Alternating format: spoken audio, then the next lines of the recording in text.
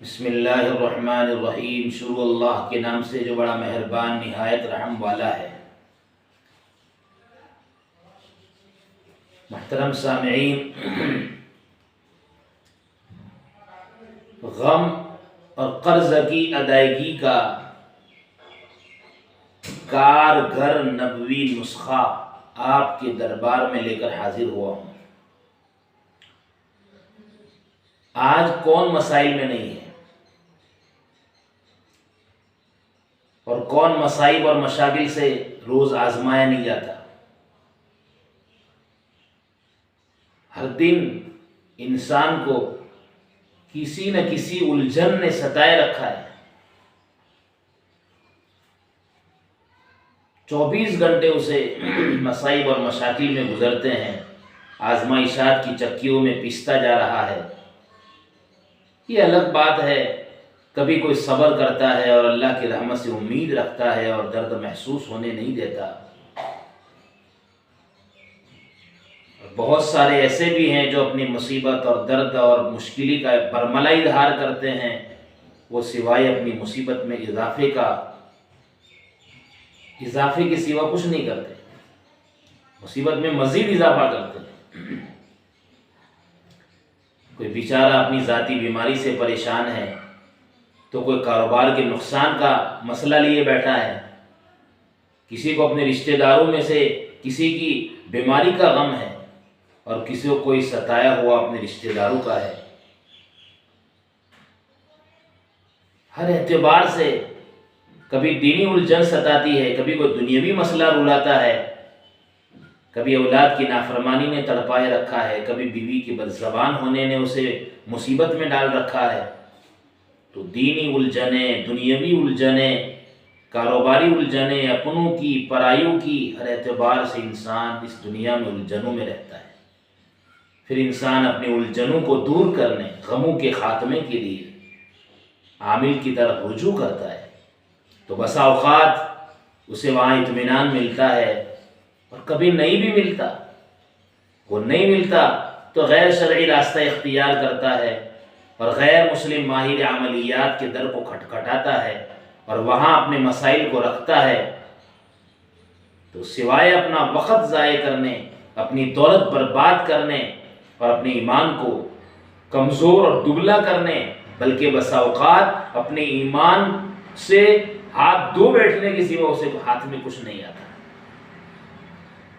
وہ اللہ کا بندہ، وہ انسان یہ نہیں سوچتا کہ وہ مسلمان یہ نہیں سوچتا کہ مجھے میرے اللہ نے، میری شریعت نے کیا اسلوب بتلایا ہے، کیا طریقہ بتلایا ہے، وہ شرعی طریقہ کیا ہے کہ جس سے وقت بھی بچ جائے، مال بھی بچ جائے اور انسان کا ایمان مضبوط ہو جائے۔ کمزور ہونا دور کی بات ہے، اس کی ایمان میں ترقی ہو اور اطمینان بھی حاصل ہو جائے، اس کی طرف اس کا دماغ نہیں جاتا۔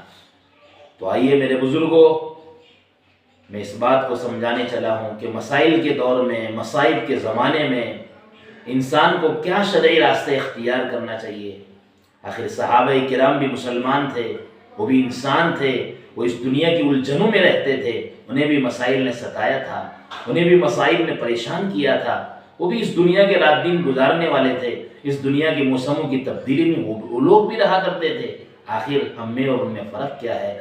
ہم میں اور ان میں فرق یہ ہے کہ جب کبھی انہیں مسائل ستایا کرتے تھے تو وہ دینی راہ ڈھونڈا کرتے تھے، دینی اور شرعی راستے کو پکڑا کرتے تھے، اور ہمیں آج کل مسائل ستاتے ہیں تو ہم غیر شرعی راستوں کو اختیار کرتے ہیں، بالآخر بہت کچھ اپنا لوٹا لیتے ہیں۔ تو آئیے میرے بزرگوں، ایک واقعے کی روشنی میں نبی علیہ الصلوۃ والسلام کی طرف سے بتلائی ہوئی ایک اہم دعا کو میں بتلا کر اس بیماری اور اس پریشانی اور ان حالات کے لیے ایک نسخہ اسخیر میں بتانے چلا ہوں۔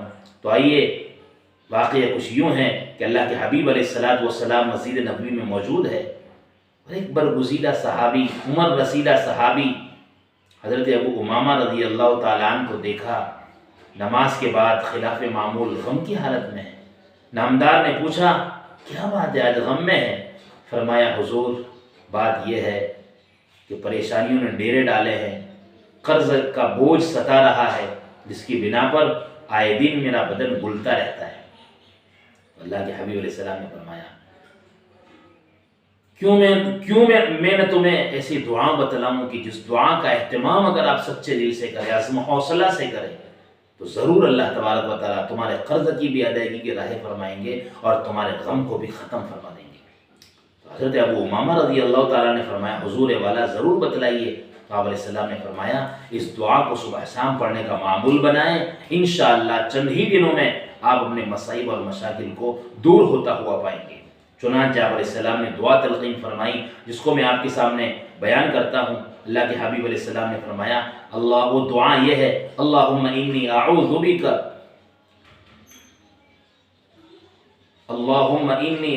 بک من العجز والکسل واعوذ بک من الہم والحزن واعوذ بک من غلبۃ الدین وقہر الرجال۔ اللہم انی اعوذ بک من الہم والحزن واعوذ بک من العجز والکسل واعوذ بک من الجبن والبخل واعوذ بک من غلبۃ الدین وقہر الرجال۔ اس دعا میں غم سے اللہ کی پناہ مانگی گئی ہے، مصیبت سے اللہ کی پناہ مانگی گئی ہے، بزدلی سے اور بہت ساری باتوں سے اللہ کے حبیب علیہ السلام نے یہ دعا بتلائی۔ حضرت ابو امامہ رضی اللہ تعالیٰ عنہ نے اس دعا کا اہتمام شروع فرمایا۔ کچھ ہی دنوں کے بعد جب نامدار سے ملاقات ہوتی ہے تو ملاقات کے بعد فرمایا حضور غم بھی دور ہوا، قرض بھی ادا ہو گیا۔ میرے بزرگ یہ دعا ہے، اللہم انی اعوذ بک من الہم والحزن واعوذ بک من العجز والکسل واعوذ بک من الجبن والبخل واعوذ بک من غلبۃ الدین وقہر الرجال۔ مشہور اور معروف دعا ہے، لیکن اس دعا کو، اس واقعے کو اپنے دماغ میں رکھتے ہوئے پڑھنے کا اہتمام کریں اور اس پر یقین رکھیں۔